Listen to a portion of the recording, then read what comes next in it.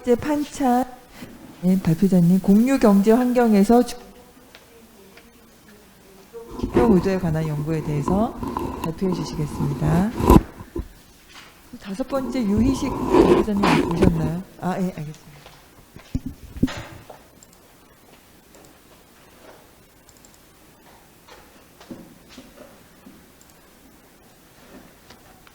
네, 안녕하세요. 저는 전자선거래 소작과정 4학기 판찬이라고 합니다. 오늘은 제가 발표한 주제는 공유경제 환경에서 정부 차량 공유 서비스의 디지털 사용 의도에 관한 연구 DD주행을 중심으로입니다. 네, 오차는 이렇게 1구 부분이 되었습니다. 먼저 경제 발전에 따라 자원들이 점점 많아지고 있고 사회 자원을 재활용하여 사람들이 더 편하게 생활할 수 있는 동시에 자원을 낭비하는 것을 피할 수 있도록 공유경제가 나타났습니다. 공유경제 기업들은 인터넷을 통해서 다양한 욕망이 있는 소비자와 유해 자원이 있는 제공자들이 요구를 충족시킬 수 있는 플랫폼을 만들었습니다. 이런 새로운 경제 형식이 많은 사람들에게 채택되어 일상생활 중에서 자주 사용되고 있습니다. 첫 번째 그림 보시면은 최근 중국의 차량 공유 서비스 관련 애플리케이션 DD주행이 중국 소비자가 자주 쓰는 플랫폼이 1위 되고 뜨거운 이슈가 되고 있습니다. 두 번째 그림을 소비자가 시간 절약, 가격 저림 등 이유로 오토택시를 사용하게 됐습니다. 네, 여기 첫 번째 그림은 DD주행 사용자들이 자주 쓰는 차량 종류입니다. 주로 일반 차량이 많이 사용되고 있습니다. 두 번째 그림을 2014년부터 2020년까지 오토택시의 사용량 예측 추세입니다. 또한 2018년의 후기에는 DD주행 기업은 승객 안전을 보호하기 위해 긴급신고 안전센터, 가상번호, 녹음 보호 등 일련의 기능을 설치되었습니다. 이상의 연구 배경으로 본 연구에서는 DD주행 사용자들 대상으로 연구 모적을 수용하였습니다. 첫 번째는 DD주행 관계적 혜택은 만족에 영향을 미치는지 파악합니다. 두 번째는 DD주행 관계적 혜택은 기대 이치에 영향을 미치는지 파악합니다. 세 번째는 DD주행 사회적 영향은 기대 이치에 어떤 영향을 미치는지 분석합니다. 네 번째는 DD주행 사용자 만족은 지도자 사용 의도에 영향을 미치는지 알아보는 것입니다. 네, 이론적 배경은 넘어가겠습니다.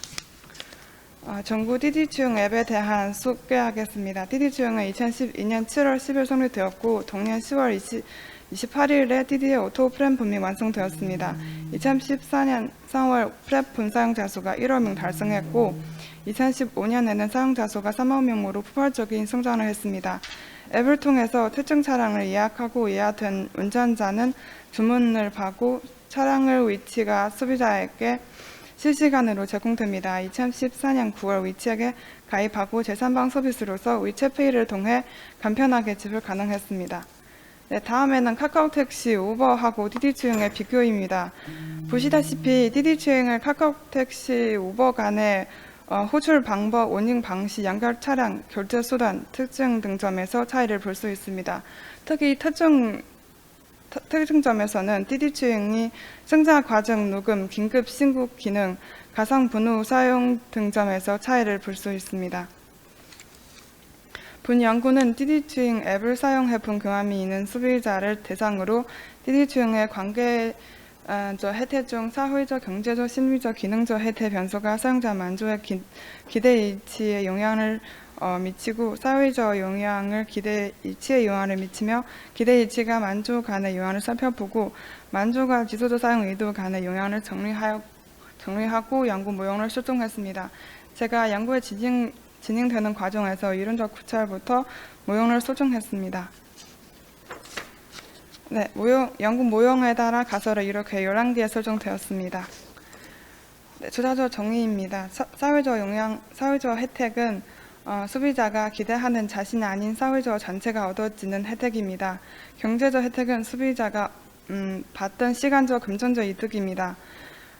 심리적 혜택은 소비자가 기대하는 기쁨이나 편안한 안정감, 소속감 등 심리적 만족입니다.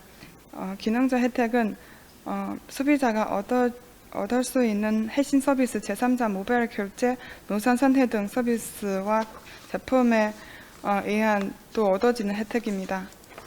기대 이치는 DD주행에 대한 기대했던 혜택들과 실제 성과 사이의 일치 및 만족 정도이라고 해석하였습니다. 사회적 역량은 TD층 차량 공유 활동 참여해야 한다고 나에게 조용한 주변 사람들이 믿는 것을 인식하는 정도입니다. 만족은 TD층 차량 공유 서비스를 사용 후 느끼는 만족감의 정도입니다.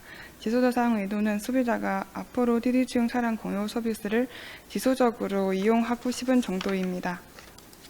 네, 양구 방법입니다. TD층을 사용 경험이 있는 전국인 조사 대상으로 온라인에서 설문지 통해서 소집했습니다. 총 269부를 사용하여 분석했습니다. 네, 5항목수 서도 변수의 신뢰성을 측정하였습니다. 연구 결과 모든 항목들이 0.7 이상으로 변수들이 사용 가능한 내적 일관성을 확인하였습니다.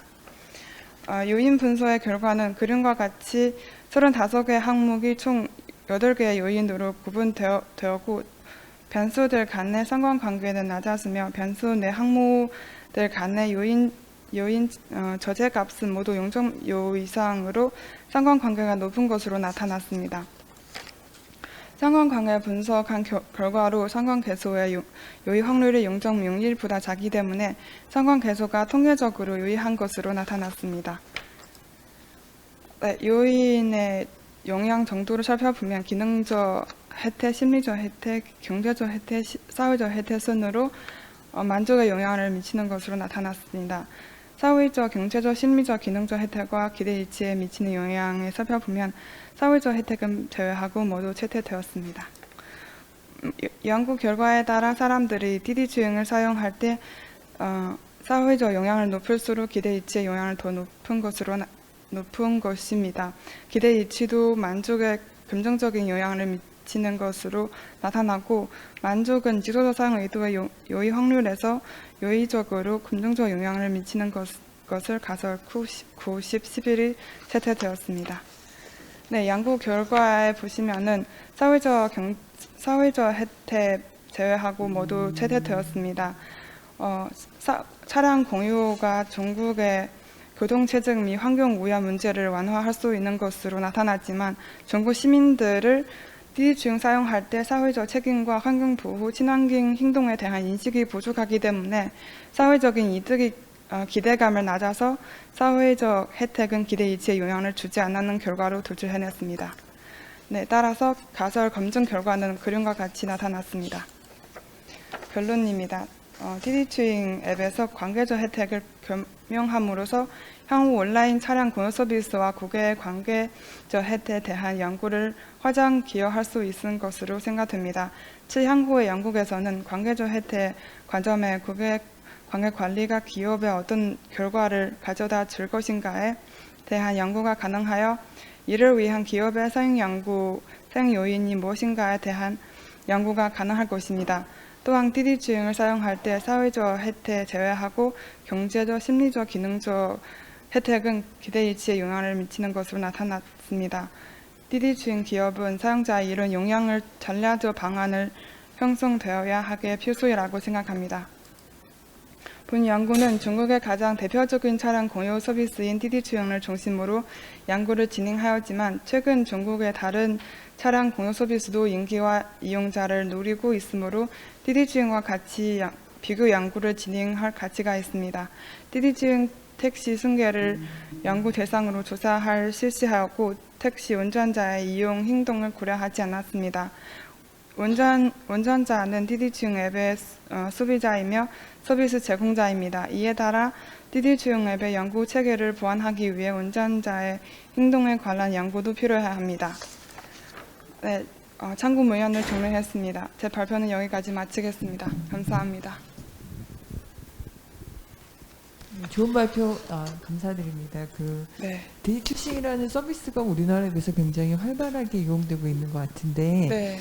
그 지속적인 사용 의도에 대해서 연구하신 이유가 특별히 있으신가요? 이미 굉장히 많이 사용을 하고 있는데 네. 뭔가 좀 TD주행의 위기가 왔다던가 그런 게 아니면 경쟁사가 많아졌다던가. 네, 지금 중국에서는 TD주행 같은 공유 서비스, 차량 공유 서비스도 많이 증가하고 있지만 TD주행은 아직 인기가 1위 되고 이슈가 지금 계속적으로 되고 있습니다. 네, 알겠습니다. 네, 감사합니다. 혹시 또 질문사항 있으세요? 네, 수고 많으셨습니다. 감사합니다.